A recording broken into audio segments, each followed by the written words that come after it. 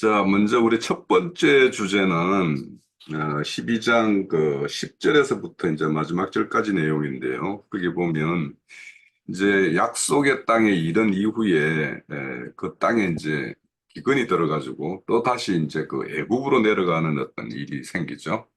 그래서 애굽에 내려가서 거류하는 동안에 일어난 어떤 사건들을 기록하고 있어요. 그래서 이 사건을 통해서 우리에게 이렇게 부름받은 아브라함이나 우리 모두에게 똑같은 사건이 있을 수 있다라는 것을 이제 보여주는 듯해요.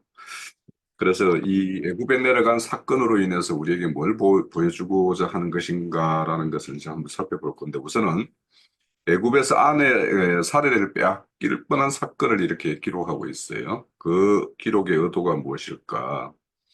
또 이 사건 가운데 이제 아브라함이 이 자기 부인 사례를 누이라 거짓으로 구한 다음에 그래서 바로에게 이제 그 빼앗길 뻔했죠. 그런데 하나님의 개입에 의해서 이제 아내를 지키는 사건을 기록하고 있어요. 이것은 또 어떤 걸 이렇게 시사하는 것일까? 그런데 이제 하나님의 개입에 의해서 이렇게 바로에 의해서 이렇게 애굽을 떠나서 나올 때에 보면 양과 소와 노비와 암수 나귀와 낙타를 얻어가지고 이렇게 나와요. 이것도 그냥 단순하게 그냥 이런 것을 얻어 나온다라고 이렇게 보면 되는 것인가? 이것도 또 다른 무언가를 이렇게 함의하고 있는 것인가? 이런 내용에 대해서 한번 살펴보기를 원합니다. 자, 요거에 대해서 우리 함께 나눠보시죠. 예. 어, 그 땅에, 그러니까 적과 꿀이 흐르는 가나안 땅, 약속의 땅에 들어갔는데, 거기에서 기근을 만났다. 이런 말씀을 하고 있습니다. 그런데 그 성경에서 보면은 그 땅에 대한 것을 갖다 창세기 1장 1절에서 얘기를 해주고 있습니다. 그 태초에 하나님이 천지를 창조하시니라 라고 되어져 있는데, 실제로는 그 하늘들과 그 땅을 창조하셨다라고 해야지 정확한 표현이겠죠. 그러니까 다시 얘기해서 그 하늘들의 그 땅이라는 것은 많은 땅 중에 하나님이 특별하게 고르신 땅이라는 거예요. 그래서 지목해서 고른 땅이라는 것을 얘기해주고 있다는 거예요. 그래서 하늘과 짝이 되는 땅을 지금 암시하고 있다라는 걸 볼 수가 있습니다. 그 땅이라는 것이 곧 적과 꿀이 흐르는 가나안 땅이라고 묘사를 하고 있어요. 그런데 그 땅은 막상 현실적으로 하나님이 약속의 땅이라고 주었던 그 땅은 흉년이 들어서 기근과 흉년이 들었다라고 성경이 얘기를 해주고 있습니다. 그러면 이것은 무엇을 상징하고 있을까? 이 부분을 갖다 우리가 봐야 되는데 성경에서 얘기하고 있는 그 땅이라고 하는 이 부분은 실질적으로 아브람과 사레가 막상 하나님의 그 세계 안으로 들어가려고 하였더니 막상 보았더니 그 땅과 그 땅은 가치 없게 보였고 흉년으로 보였다라는 것입니다. 다시 얘기해가지고 아브라함의 신앙은 완전 그 말 그대로 하나님의 말씀을 의지하지 못하는 상태였었다라는 걸 지금 땅으로 묘사를 해주고 있다. 기근과 식량이 든 땅으로 묘사를 해주고 있다라고 보여지는 것입니다. 자, 하나님의 언약이 아브라함에게는 가치없이 보였다라는 것이에요. 하나님의 말씀과 그 언약의 말씀이 아브라함이 육적 관념으로 보았을 때는 기근이요, 식년이었다라는 걸 알 수가 있는 거예요. 자, 그러니까 아브라함의 눈에 아름답게 보였던 것은 애굽 땅이거든요. 그러니까 당연히 애굽으로 내려갈 수밖에 없는 거예요. 그것은 그 아브라함의 영적 상태가 하나님의 말씀인 영의 말씀보다도 육의 말씀이 더 달콤하게 느껴졌다라는 걸 암시해주고 있다라고 생각이 드는 것입니다. 그래서 아브라함은 애굽에 내려가서 그 아내를 빼앗겼다라고 얘기를 하고 있어요. 바로 왕에게 아내를 갖다가 바로의 신하들이 아브라함과 사레와 그 가족들이 일가 친척들이 오는 것을 보고 그 중에 사레가 바로 왕이 보았을 때 너무나도 아름답게 보였다라는 것입니다. 그러니까 이 말은 세상 종교 체계 아래서는 즉 다시 여기서 세상적으로 보았을 땐 아브라함 즉 아브라함의 아내 그 사례는 너무나도 아름답게 보였다라는 것이죠. 이것은 창세기 6장에서 보았을 때 하나님의 아들들이 사람의 딸들의 아름다움을 보았다라고 기록을 하고 있는데 이것은 반대로 애굽은 세상을 상징하고 있기 때문에 세상의 눈으로 보았을 땐 아브라함의 아내 사례는 너무나도 아름다웠다라고 보여지는 거예요. 자, 그러고 나서 그 사례가 막상 바로의 그 아내로, 즉, 바로가 그 사례를 갖다가 자기 아내로 삼으려고 했을 때에는,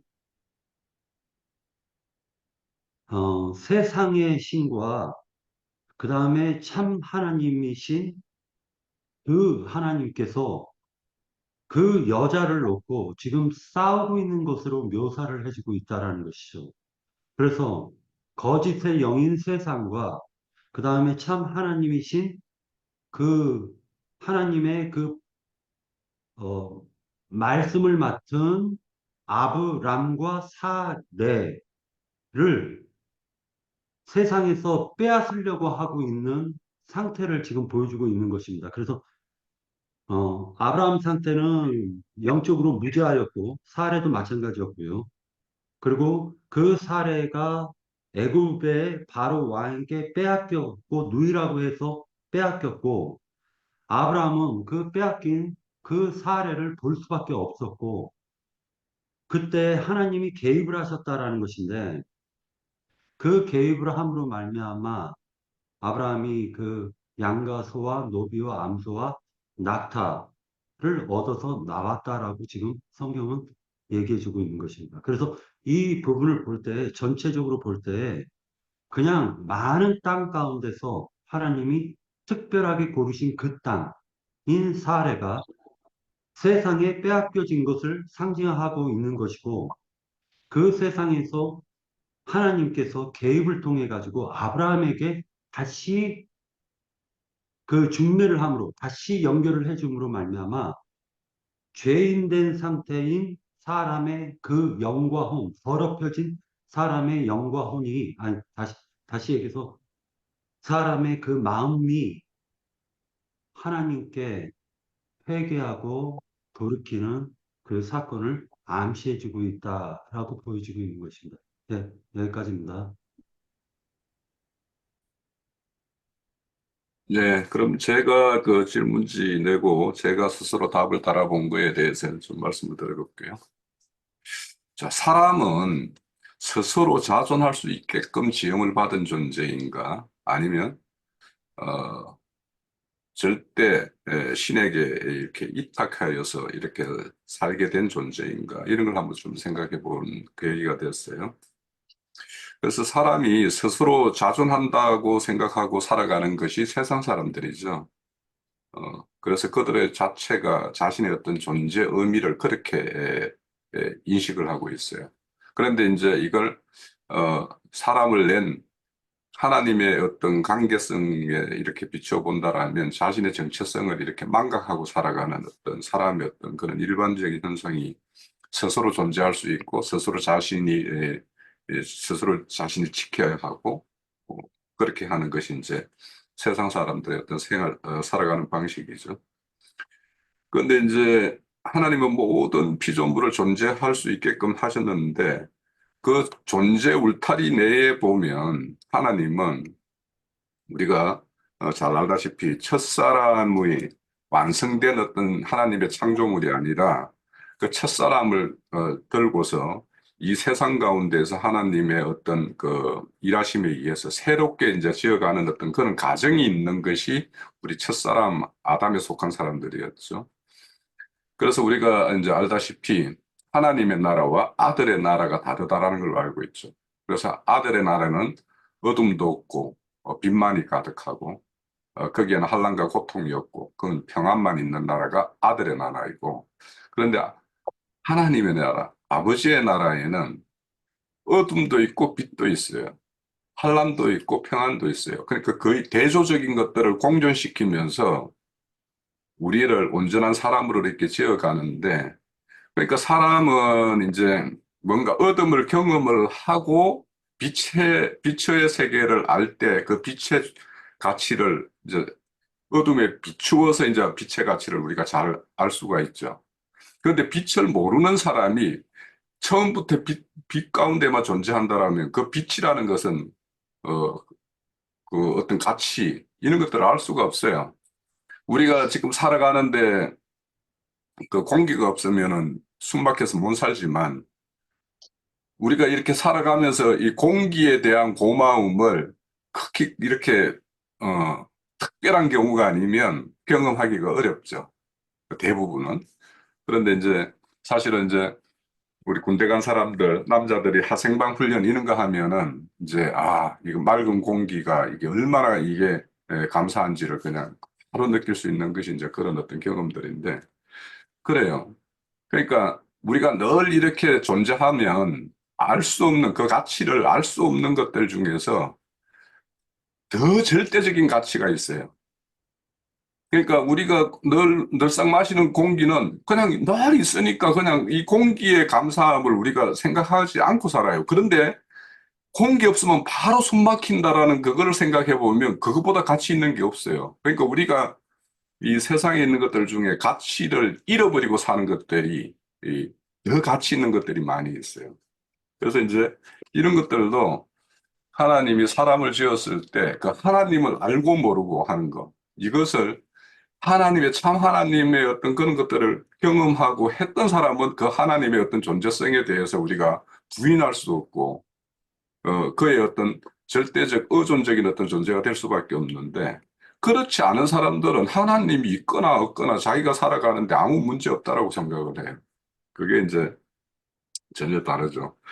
그래서 하나님이 왜 애굽에다 집어넣었다가 또 출애굽을 시키고 또 광야길을 걷게 하고 그러고 나서 마침내 이 가나안 땅을 가게 하는가, 이런 것들을 그 가나안 땅의 어떤 하나님의 어떤 언약의 세계에 대한 어떤 가치를 알기 위해서는 애굽에서의 어떤 순환, 또 강약길에서의 어떤 고통 이런 것들을 경험해야지만이 하나님이 주시는 그 복락의 세계에 대해서 우리가 그 가치를 잘 알 수 있기 때문에, 그래서 우리가 이제 어제 스랍천사와 거룩천사 이런 것들을 이제 우리 그 이사야서 6장을 다룰 때도 이렇게 다뤘는데, 그래서 이 육신의 연약함을 잊고 그렇게 이런 어떤 이 역사 속에서 그 온전케 되어가는 어떤 가정을 경험한 사람과 그렇지 않은 온전한 지음받은 천사와는 하나님에 대한 경외심이 달라질 수밖에 없어요.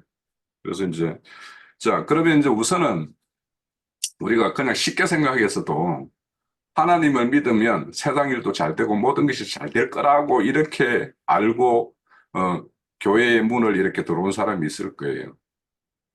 그런데 저의 경험에 따르면 처음에 왔을 때 모든 일이 잘 됐어요. 막 그냥 잘 됐는데 어느 순간에 그게 딱 이게 꼬이기 시작해가지고 아주 그 어려움을 저도 이제 경험을 했는데, 그래서 믿는다고 해서 세상 사람들에게 우리가 믿으면 복 받아, 세상 복도 받고 모든 복도 받고 막 이렇게 한다라는 것이 우선은 바로 이 아브라함의 경우를 보더라도 아닌 거라는 것을 알 수가 있죠. 약속의 땅에 왔는데 거기에서 기근을 만나가지고 뭔가 양식을 얻기 위해서 양식 있는 곳으로 내려가야 되는 어떤 그런 것이 있죠. 그래서 이제 이런 것들을 이제 쉽게 우리가 경험을 해볼 수가 있을 것 같고, 또 이제 애굽에 내려가서 바로에게 자기 아내를 빼앗길 수 있다라는 것은 이제 한마디로 말하면 이 사례는 주님이 어떤 교회를 상징한다라면 이 교회가 세속화되어서 어떤 마귀의 어떤 소나기에 이렇게 떨어질 수 있다라는 거, 세상 신에게 떨어질 수 있다라는 거, 이런 것들을 우리한테 이제 예표해 줄 수 있고, 또 교회가 세상의 군왕들의 어떤 탈취물이 될 수도 있다라는 거, 이런 것들을 우리에게 이제 보여주는 것이라고 생각을 해요. 물론 이제 이런 어떤 기근 때문에 애굽에 내려간 경우도 있고 또 그랄 땅으로 내려가 가지고 또 부인을 한번 빼앗길 뻔한 경험이 있죠. 이제 21장인가 22장에 가면. 그래서 그거는 이제 뭔가 힘들다고 또 다시 세상으로 돌아가 가지고 그렇게 세상 신들에게 그렇게 시달림을 당하고 그 아내를 탈취당하는 어떤 이런 일이 있을 수도 있고 또 어떤 거기 세상에서는 나왔지만 종교계의 어떤 종교의 어떤 그런 용사들에게 이렇게 붙들려서 그에게 아내가 이렇게 터치당할 수도 있다라는 거, 이 두 그림을 이렇게 대비적으로 이렇게 보여준다라고 생각이 돼요. 그리고 이제 아브라함이 그 누이를 거짓으로 구하고 이제 자기 아내가 아니고 누이라고 이렇게 해서 이제 바로에게 오히려 더 이제 살해를 이렇게 취할 수 있는 어떤 그런, 어, 변명거리가 되어버렸죠. 그래서 이제 이렇게, 인간의 어떤 자기 깨로 인해 가지고 오히려 그 깨가 자기 올무가 되는 어떤 이런 경우도 이제 우리에게 보여주는 듯하고 그런 어떤 자기 인간 깨에 의해서 이렇게 처신한 것들이 그 이후에 보면은 바로에게 이렇게 책망을 받아요. 네가 왜 누이라고 그랬냐? 부인이라고 했으면은 뭐 이렇게 살해를 자기가 취하지 않을 수도 있을 것 같은 어떤 그런 식으로 이제 이렇게 바로 말을 하죠. 그건 이제 어떤 상황에 대한 어떤 변명일 수도 있겠는데, 여튼 그런 어떤 인간의 어떤 깨에 의해서 어떤 자기가 책망거리가 이렇게 돌아오는 것들도 우리에게 보여주는 것 같고요. 그래서 전체적으로 이제 이런 어떤 누이라고 해서 바로에게 이렇게 부인을 빼앗길 뻔했던 사건에 하나님이 개입해가지고 이렇게 무사히 이렇게 아내를 이렇게 다시 찾고 해서 이렇게 돌아오는 것들, 이런 것들을 보면 우리 각자의 어떤 신앙의 어떤 지킴을 계속 받고 이 길을 어떤 믿음의 길, 제자의 길을 계속 갈 수 있는 것은 우리의 어떤 신앙이 특별해서거나 우리의 어떤 신앙 지식이 어떤 특별해서 우리가 지킴을 받는다 이렇게 생각하기는 보다는 하나님의 어떤 각별한 매 순간순간 우리에게도 이런 위험천만한 일이 있지만 그 순간순간 하나님의 개입에 의해서 이렇게 우리가 지킴을 받고 있다라는 것을 우리가 좀 생각해 볼 필요가 있겠다라는 생각이 들어요. 그리고 이제 여기에 아브라함이 나올 때 이제 소와 뭐 이렇게 양과 소를 얻고 이렇게 짐승을 얻고 노비도 얻고 이렇게 해가지고 나오는 것을 이렇게 보여요. 그래서 이제 이런 것들이 어째 보면 이런 신앙 여정에서 어떤 큰 고비를 겪고 난 이후에 하나님께서 이제 거기에 대한 보상으로 이렇게 축복해 주시는 하나의 어떤 모습이라고도 볼 수 있는데 결국에는 이제 이런 것들이 이제 13장에 가면 우리가 두 번째 꼭지에 다룰 이제 그 목축이 이렇게 번성을 해가지고 이렇게 독과 아브라함이 나뉘어야 되는 어떤 이런 걸로 이제 연결이 돼요. 그때 이게 이제 바로에서 얻었던 우양이 이렇게 번성을 이루어서 그런 게 되겠죠. 그래서 이것이 이제 그냥 표면적으로 보면은 아브라함이 앞으로 이제 생육 번성하는데 어떤 기초가 되는 어떤 그런 어떤 그 조건을 이렇게 하나님께서 이렇게 예비해 주시고 충족해 주시는 어떤 모양인데 이것도 이제 어째 보면 이제 하나님의 개입에 의해서 이제 애굽에 내려가서 애굽에 속한 짐승 같은 인간들을 이렇게 아브라함 편에 이렇게 편입시켜 가지고 하나님 편으로 다시 이렇게 입적시킬 수 있는 어떤 그런 걸로의 어떤 모습을 이렇게 보여준다라는 생각도 들어요. 그래서 아브라함도 이렇게 큰 어떤 우양을 이렇게 이끌고 나오고 야곱도 바담 아람으로 가가지고 이렇게 또 우양을 얻어가지고 나오고 이렇게 하는 것들이 결국에는 하나님이 자신의 어떤 건속들을 얻는 그러니까 짐승과 같은 그 인간 아니면 하란 땅에 머물러 있는 그러니까 약속의 땅까지 이르지 못하고 하란 땅에 머물러 있는 그 사람들을 이렇게 이끌어서 하나님의 약속의 땅까지 이끌게 하시는 이런 하나님이 이 사람을 얻고 그렇게 생육 번성케 하는 이런 그 오형과 그림자 그러니까 하나님의 사람에게 그런 짐승 같은 사람들, 세상 속의 사람들, 종교계에 이렇게 매몰되어 있는 사람들, 이런 사람들을 붙여서 온전케 이렇게 인도케 하는 어떤 이런 모양의 어떤 모형이 아닌가 이런 생각을 했어요. 예, 제가 본 말씀입니다. 예, 이제 그럼 두 번째 주제로 넘어가겠습니다. 그 두 번째 주제는 이제 금방 우리가 위에서 봤듯이 바로에게 이렇게 우양을 얻어가지고 나온 그 롯과 아브라함이 결국에는 이제 이들이 이제 그 생육 번성을 이루어 가지고 이제 목축하기에 서로 땅이 좁아가지고 이렇게 롯의 어떤 목자와 어, 아브라함의 목자가 서로 이렇게 충돌하는 어떤 그런 다툼이 이제 생기는 일이 벌어졌어요. 그래서 여기에서 이제 그 결국에는 아브라함과 롯이 이렇게 나뉘는 이런 어떤 모습이 보입니다. 자, 여기에서 우리가 이제 살펴볼 것은 목축의 번성과 다툼의 관계는 피할 수 없는 하나님의 어떤 행정인가? 그러니까 분가해서 또 다시 분가해서 이렇게 생육 번성을 더 이렇게 확장하기 위한 어떤 하나님의 행정인가? 아니면 이 다툼이 인간의 어떤 욕심 때문인가? 이런 것도 한번 살펴볼 필요가 있겠고. 롯이 선택한 땅이 이제 소돔과 고모라 땅이죠. 그리고 아브라함은 이제 롯이 선택한 그 남은 땅을 이렇게 취하다 보니까 헤브론 땅을 이렇게 취해야 돼요. 그래서 이 두 땅의 어떤 특징이 무엇인가, 우리는 어떻게 봐야 될 것인가, 이런 걸 한번 알아보고, 또, 세 번째는 롯이 떠난 후에 하나님이 다시 이제 아브라함을 찾아와서 자손의 번성을 약속을 또 다시 줘요. 그러면은 이 약속의 의미는 또 어떤 의미를 가지는 건가? 에 대해서 한번 알아봅시다. 네, 시작을 합니다. 창세기 12장 10절을 같이, 8절을 같이 한번 보도록 하겠습니다. 12장 8절. 자, 거기에 베델 동쪽 산으로 옮겨 장막을 치니 서쪽은 베델이요 동쪽은 아이라. 그가 그곳에서 여호와의 제단을 쌓고 여호와의 이름을 부르더니 라고 되어져 있어요. 10절에 보면 그 땅에라고 얘기가 나오는데 창세기 1장 1절에 보면 하에레츠 해서 정관사가 붙은 그 땅을 얘기하는 거예요. 11절에서도 아니 그리고 나서 10절에 보면 그 땅에 기근이 들었으므로 아브라함이 애굽에서 거류하고 그리로 내려갔으니 이는 그 땅에 기근이 심하였음이니라. 이렇게 돼 있고 난 다음에 13장 13장 3절을 보도록 하겠습니다. 13장 3절.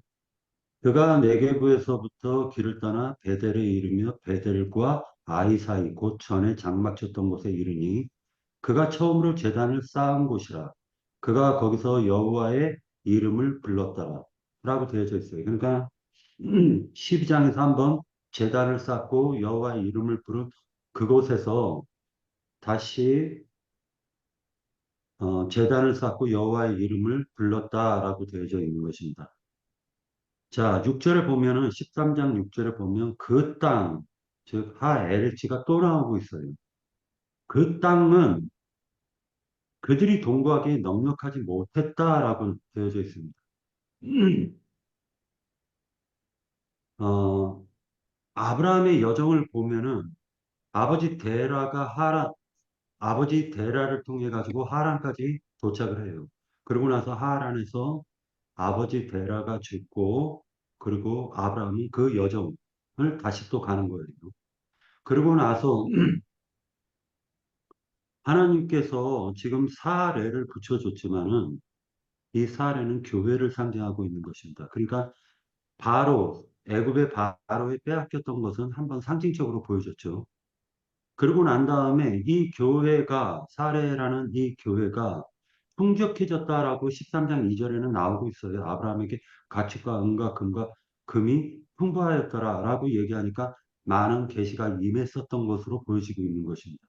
그런데 다시 여호와의 이름을 불렀는데 다시 문제가 생겨요. 그 땅에 문제가 생겼다라는 거예요. 그래서 아브라함이 하는 말이 뭐라 얘기하냐면은 6절에 보면 아니 7절, 8절, 9절이요. 9절에 보면은 롯에게 하는 말이 이런 말을 합니다. 13장 9절에 네 앞에 온 땅이 있지 아니하냐라고 얘기해요. 그러니까 그 땅과 온 땅은 다른 거죠. 그 땅과 온 땅은 다른 것입니다. 온 땅이 있지 아니한 나를 떠나가라. 네가 좌하면 나는 우하고 네가 우하면 나는 좌하리라. 이렇게 얘기합니다. 그때 롯이 바라본 곳이 애굽과도 같은 즉 10절에 보면 여호와의 동산 같고 애굽 땅과 같았더라라고 얘기합니다. 그래서 계속 12장서부터 12장, 13장은 초점이 어디에 맞춰져 있냐면은 땅에 맞춰져 있는 거예요. 땅에. 초점이 땅에 맞춰져 있더라는 거죠. 그래서 13장 12절에서 보면은요. 13장 12절에서 보면 아브라함은 가나안 땅에 거주하였고 롯은 그 지역에 도시들에 머무르며 그 장막을 옮겨 소돔까지 이르렀더라. 소돔 사람은 여호와 앞에 악하며 큰 죄인이었더라라고 얘기합니다. 그러니까 결국 아브라함의 신앙, 즉 하나님과의 관계성을 맺고 있는 데에서는 그 땅에서 롯이 쫓겨나는 걸 얘기하고 있는 거예요. 지금 암시하고 있다라는 것이죠. 하나님이 복 주고자 하는 그 땅에서 지금 롯은 쫓겨나고 있다라는 걸 암시해주고 있습니다. 이것이 마태복음 13장에서 보면은 네 가지 밭이 나오고 그 네 가지 밭은 세상이라고 얘기를 했어요. 그리고 씨는 하나님의 말씀이라고 했습니다. 그러니까 결국 아브라함을 통해서 씨를 주는데 롯은 그 씨를 받아먹을 믿음이 못 되었다라는 걸 알 수가 있습니다. 어, 그리고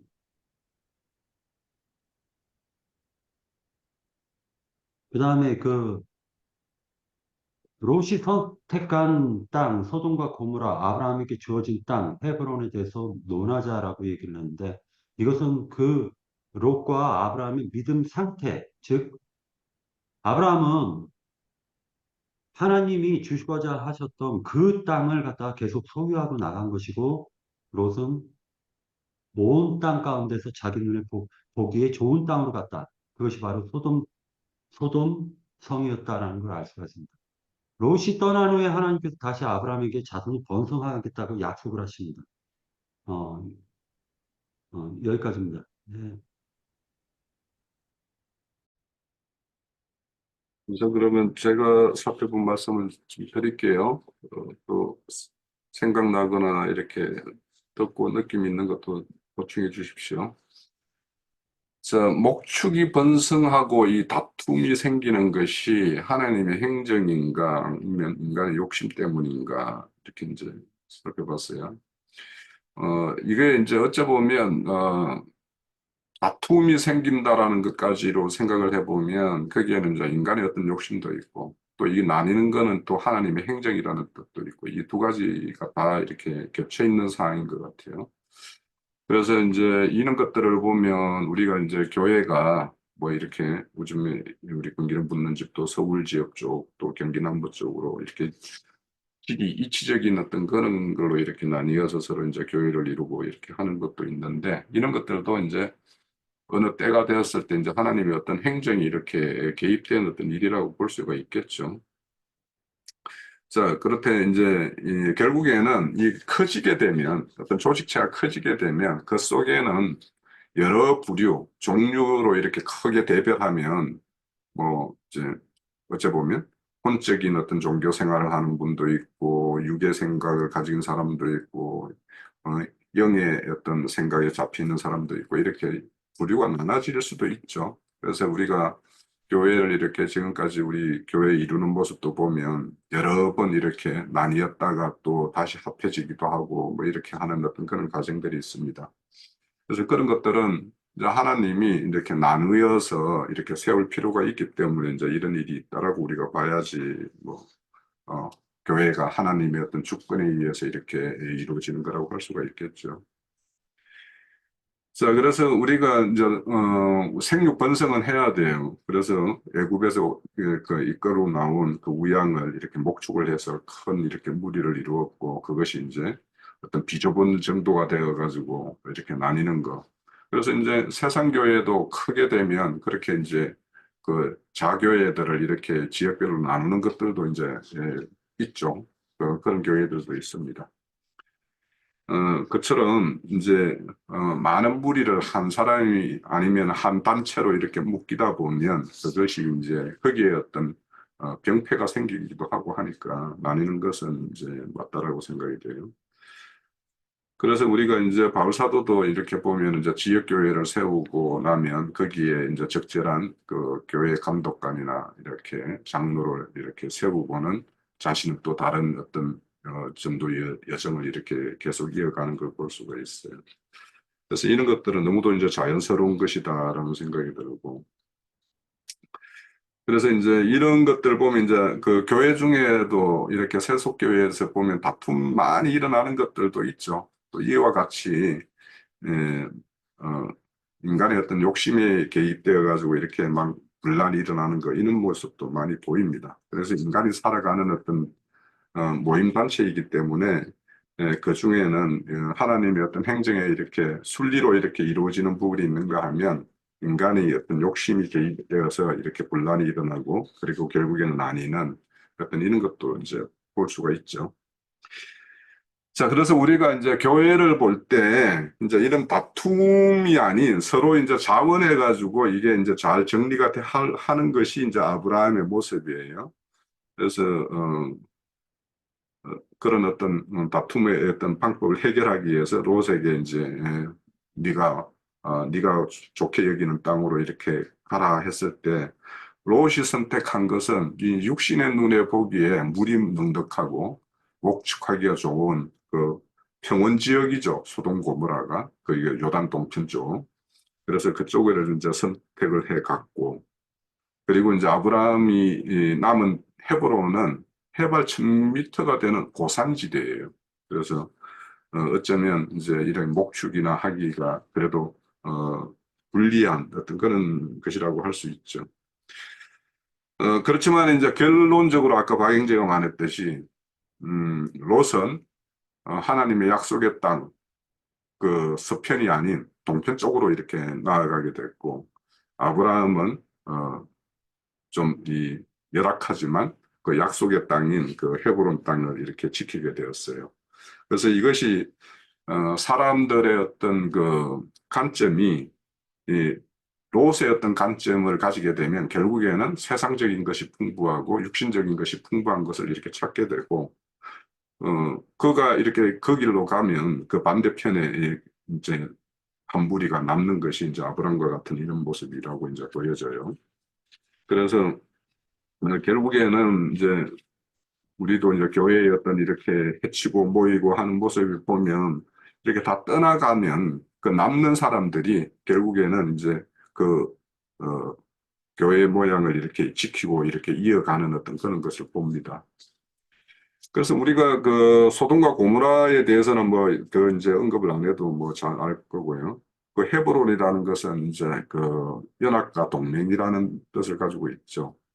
그래서 이 헤브론은 나중에 이제 다윗 때 가면은 거기에서 이제 유대 땅을 왕으로 다스리는 어떤 전진 기지가 이 헤브론 땅이 돼요. 그래서 이 역사적으로 헤브론 땅이 이 아브라함의 어떤 그 계대를 이어가는 데는 아주 중요한 역할을 하죠. 그래서 결국에 나중에는 이제 아브라함이 처인 그 사라가 죽고 아브라함이 죽었을 때 이 매장지도 결국에는 이 헤브론 땅에서 이제 이렇게 매장이 되게 돼요. 그처럼 이 헤브론 땅이라는 것은 영적인 의미로 그런 깊은 이스라엘의 어떤 역사와 이렇게 계를 같이 하고 있다라고 이렇게 알 수 있죠. 어, 그래서 이 롯이 찾는 어떤 땅과 그런 롯이 가지고 있는 그 어떤 그런 관점에 봤을 때 쓸모없는 땅이라고 이렇게 뒤로 이렇게 물림을 당하는 어떤 헤브론 땅, 이런 땅을 우리가 잘 대조해 보면 오늘 우리가 이렇게 교회 이루는 모습들을 보면 큰 교회를 이루고 있는 사람들 우리가 이루는 이런 모양을 보면 아주 좀 우습게 여길 수도 있고 보잘것없게 이렇게 여길 수도 있어요. 그것이 이제 우리가 가는 길이고 우리가 피할 수 없는 그런 우리의 앞에 놓여진 길이라고 이렇게 생각을 하시면 이제 합당할 것 같고요. 자, 롯이 떠난 후에 이제 하나님이 아브라함을 찾아와서 이제 자손의 번성을 다시 약속하는 것은 하나님의 어떤 뜻은 이제 여기에서도 아브라함과 함께 하는 것이라는 것을 명확하게 드러내고 있죠. 그래서 아브라함에게 그 12장에서 처음 갈대우르 땅을 불러냈을 때 주어진 그 약속을 다시 한번 이렇게 새겨서 아브라함이 지금의 어떤 그런 길을 계속할 수 있게 이렇게 촉구하고 독려하는 것이 이제 하나님이 다시 아브라함을 찾아왔던 어떤 그런 내용이라고 보여져요. 그래서 우리가 이제 이 약속을 이렇게 지키고 그걸 약속과 연계한 어떤 그런 신앙생활을 해 간다라는 것은 결국에는 에, 겉으로 보이는 것이 어떻게 보이는가 하는 것이 이 헤브론 땅과 소돔 고모라 땅의 어떤 그런 눈에 보이는 어떤 대조 이런 것들로 새겨보고 약속이 어느 땅에 이렇게 임해 있는가 이런 것들을 생각해 보면 우리가 지금까지 겪어왔던 그런 교회와 오늘 우리가 이렇게 참여하는 금기름 붓는 집의 어떤 교회의 모습을 이렇게 잘 대조해 볼 수 있다라는 생각이 들어요. 그리고 이제 롯이 왜 이런 어떤 걸 이제 이런 아브라함의 어떤 믿음의 궤적을 이렇게 쫓지 못하고 결국에는 이런 길로 갈 수밖에 없었을까 이런 것이 제가 이제 앞 시간에 에, 그 땅을 이렇게 할 때 우르 땅, 뭐 이 하란 땅, 이 가나안 땅 이렇게 했을 때 롯의 아버지 하란이 어디에서 죽냐하면 우르 땅에서 죽어요. 생을 마감을 해요. 그래서 결국에는 그 어떤 하란의 어떤 생명씨로 난 롯이 예, 온전히 이렇게 아브라함과 이렇게 행적을 같이 못하고 우리말로 말하면 온전히 영으로 거듭나지 못했을 때, 또 혼이 온전한 구원을 이루지 못했을 때 이렇게 나타날 수 있는 것이 롯의 어떤 이런 어떤 땅 선택하는 어떤 관점 이런 것을 이렇게 우리한테 예비로 보여준다라는 생각이 들어요. 그래서 우리가 아브라함과 함께 한다라는 것이 무엇이며 롯의 어떤 것을 떠나지 못했을 때 그 결과가 어떻게 되는가? 그것이 이제 소돔과 아, 모압과 암몬으로 이렇게 연결이 되죠. 그래서 우리가 그 어떤 신앙의 결과물이 어떻게 기결되는가 이런 것들도 연결시켜서 좀 이렇게 보면 롯과 아브라함의 이렇게 땅을 선택하고 나님이 그 결과가 어떻게 기결되는가 이렇게 좀 엿볼 수 있는 것이 창세기 13장이다 이런 생각을 했습니다. 네. 예, 그 목축의 번성과 다툼의 관계는 피할 수 없는 하나님의 행정인가 인간의 욕심인가 그랬을 때 당연히 그 성경 구속다에 대해서 쓴 것인데 하나님의 경륜에 대해서 쓴 것 아니겠는가 이제 이렇게 저는 거기다가 그렇게 보고 또 롯이 선택한 땅 소돔과 고모라와 아브라함에게 주어진 땅에 대해서 논해 본다면 그랬어요. 근데 거기서 생각나는 그 말씀이 그 롯이 소돔성에서 나왔을 때 한 산으로 가라고 하나님께서는 지시하셨었는데 그 한 산이 어디일까 그 생각해 보면 아브라함이 있던 그곳이라고 저는 이렇게 보여요. 그 그래서 어, 이 하나님을 예배하는 곳이 제가 어디선가 봤는데 출애굽기에서 본 것 같은데 이스라엘 백성을 주의 성산에 옮겨 심는다 그런 표현이 있어요. 그게 아마 시편에도 있을 것 시편에도 본 것 같은데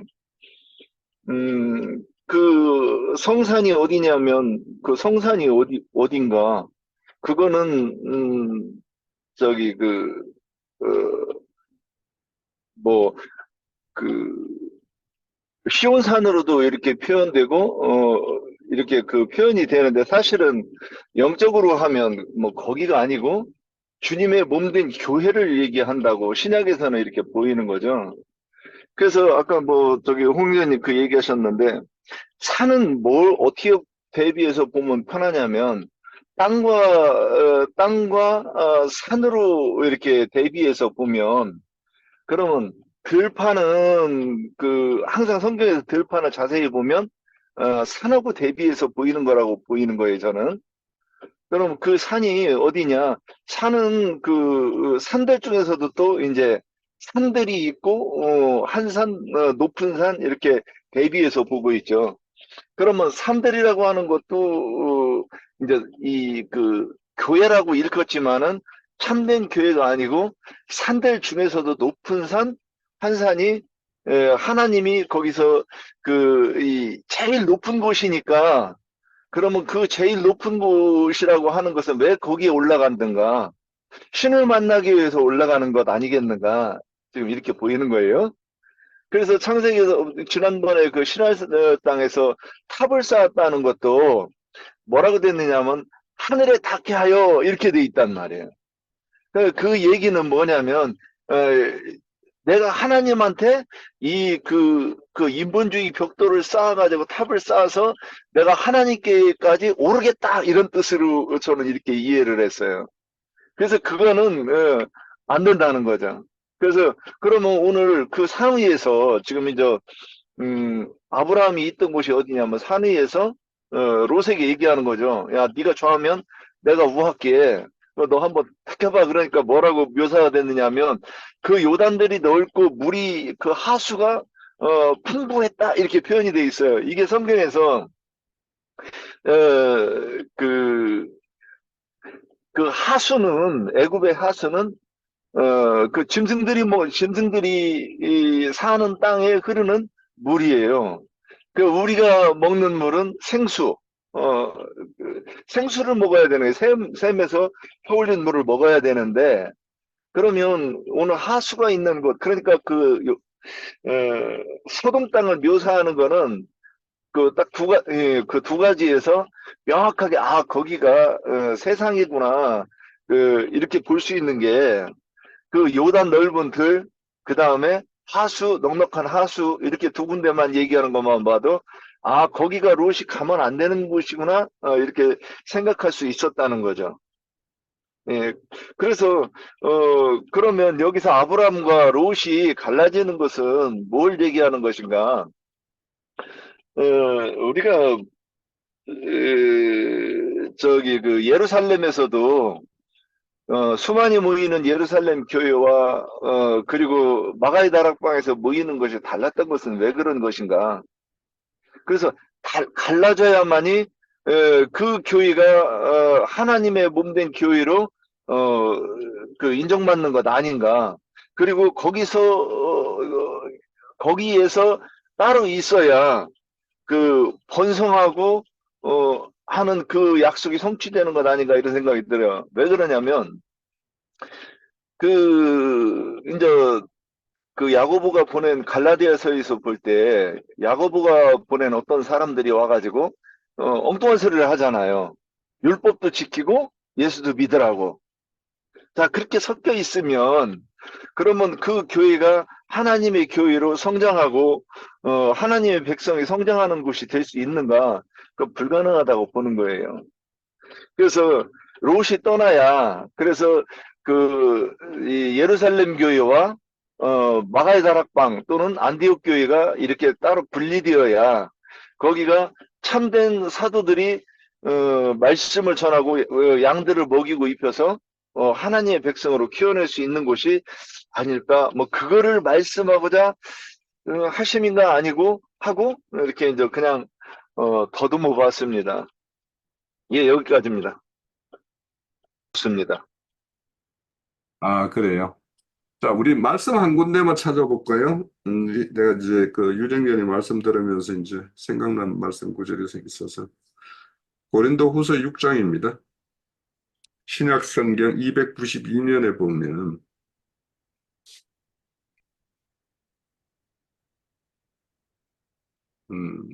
여기가, 제가 요즘에 눈이 갑자기 안 와. 14절입니다.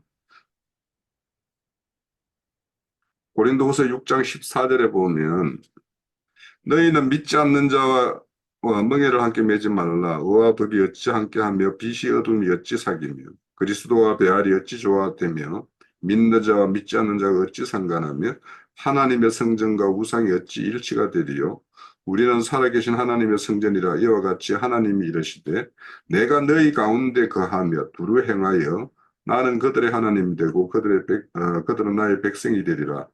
그러므로 17절부터요. 그러므로 너희는 그들 중에서 나와 따로 있어 부정한 것을 만지지 말라. 내가 너희를 영접하여 너희에게 아버지가 되고 너희는 내가 자녀가 되리라. 전능하신 주의 말씀이니라. 이 말씀이 있어요. 여기 보면 이렇게 혼돈되어 있는 이런 상태의 어떤 그런 무리가 있을 수가 있겠죠. 그런 무리에서 따로 있으라고 그래요. 17절에 보면. 그러면 그런 자들은 내가 너희들을 영접하겠다. 이렇게 말씀해요. 그러면 이런 자들에게는 하나님이 직접 찾아오셔서 그와 함께 먹고 마시면서 이렇게 누림의 생활을 하겠다. 이런 말씀이 이제 되겠는데. 그래서 지금 이제 아브라함과 롯이 이렇게 다툼이 생겼어요. 그러니까 롯은 어떤 물질의 어떤 풍요를 이렇게 추구하는 어떤 그런 어떤 가치관에 사로잡혀 있는 사람이라면 아브라함은 이 다툼을 이렇게 제하고 평화를 이렇게 추구하는 어떤 그런 자로서 이렇게 묘사가 되어 있어요. 그래서 결국에는 결론적으로 그 세상 것이 이렇게 좋게 보이는 롯은 그 풍요를 누릴 수 있는 그 땅을 찾아갔고 아브라함에게 나머진 땅은 헤브론과 같이 그 악한 고산지대가 되었어요. 그래서 우리가 이렇게 주님의 이 길을 간다라는 사람 앞에 놓여 있는 것이 이 헤브론 산과 같이 거칠고 어, 그 주님의 몸된 교회를 위해서 자신들이 이렇게 남겨진 고난을 이렇게 감당해야 될 그 길들이 남아 있기 때문에 이렇게 아브라함에게 헤브론 땅이 주어진 것과 같이 우리도 이제 그런 것들이 우리에게 주어져 있고 남겨져 있는 것이라 이렇게 생각을 하면 오늘 13장의 말씀을 우리가 좀 잘 이렇게 교회에 실행해서 어, 잘 적용할 수 있는 것이 아닌가 그렇게 생각을 합니다. 13장에서요. 13장 그 10절에서 조금 제가 느낌이 있어가지고 롯이 눈을 들어 유단 지역을 바라봤죠. 수알까지 온 땅이 물이 넉넉하니 여호와께서 소돔과 고모라를 멸하시기로 전하였으므로 여호와의 동산 같고 애굽 땅과 똑같더라. 이게 그 롯이라는 뜻은 가려진 자잖아요. 가려진 자. 그렇기 때문에 이 요한복음 한번 요한복음 요한복음 저기 9장에 몇 절만 볼게요. 예수께서 이르시되 이 심판이 이르러 세상이 왔으니 보지 못하는 자들은 보게 하고 보는 자들은 맹인이 되게 하려 함이라 하시니 바리새인 중에 예수와 함께 있던 자들이 이 말씀을 듣고 이르되 우리도 맹인인가? 예수께서 이르시되 너희가 맹인이 되었더라면 죄가 없으려니와 지금 본다고 하니 너희 죄가 그대로 있느니라 그렇게 말씀하셨거든요. 여기서 9장에서는 이제 맹인을 이제 주님이 고쳐준 것을 말씀하시는 거잖아요. 근데 이제 그 롯은 가려진 자, 계시를 보지 못하는 자를 말하거든요. 여기서 보면은 요한복음 9장에서는 바리새인들을 말씀하시는 것 같아요. 그들이 이제 본다고 하니까 너희 죄가 그냥 있다. 보지 못하는 자는 이제 여기 주님이 치료해 주셨는데 그 바리새인들은 자기들이 그냥 본다고 하니까 너희 죄가 그대로 있다고 주님 말씀하셨고 예, 롯은 소돔과 고모라를 뜻했는데 뭐 하나님의 동산 같기도 하고 애국 같기도 하고 물이 넉넉한 곳에 이제 여기서 좀 보면은 계시록의 17장 보면 그 15절에 또 천사가 내게 말하되 내가 본 바 음녀가 앉아 있는 물은 백성과 무리와 열국과 방언들이라. 내가 본 바 열불과 짐승이 음녀를 미워하여 망하게 하고 벌거벗게 하고 그 살을 먹고 불로 아주 살으리라. 이는 하나님이 자기 뜻대로 할 마음을 그들에게 주사 한 뜻을 이루게 하시고 그들의 나라를 진설하게 주게 하시되 하나님이 말씀을 응하기까지 하시니라. 또 내가 본 여자는 땅의 왕들을 다스리는 큰 성이라 하더라. 그게 말씀하셨거든요. 이게 롯은 물이 넉넉한 것을 택했어요. 여기 계시록에 보면은 물이 많은 곳은 능력 많은 무리와 백성과 열국과 무리들이라고 그랬거든요. 이게 큰 성 바벨론을 말씀하시는 거잖아요. 여기서는 계시록에서는 이게 아브라함은 이제 복을 받은 자고 하늘의 별과 같이 저기 많은 백성을 그 자손들을 준다고 했기 때문에 롯하고는 지금 반대의 길을 가는 것이죠. 롯, 롯하고는 같이 갈 수가 없어요. 신앙이 달리기 때문에. 아브라함은 하나님의 계시를 받고 하나님의 지시를 따라, 저기, 하나님, 그 롯도 불로 그 성경을 시작할 때도 예수님, 저기, 여호와께서 그랬어요. 그, 아브라함은 내 친구한테는 모든 것을 감출 수 없고 다 말을 해야 된다고 해가지고, 그 수금성을 불로 심판할 때도 아브라함에게는 다 저기 여호와 하나님께서 말씀하셨거든요. 예, 아브라함은 복을 받은 자고 이제 롯은 여기서 말씀하시면 아까 계시록에 큰 성 바벨론을 이루는 그 하나님의 모압과 암몬은 하나님의 총에 영원히 들어갈 수가 없다 그랬어요. 영적으로는 이게 가려진 자, 계시가 없는 자를 롯은 말씀하시기 때문에 이제 큰성 바벨론을 이루는 그런 길을 가는 것이죠. 롯의 롯은.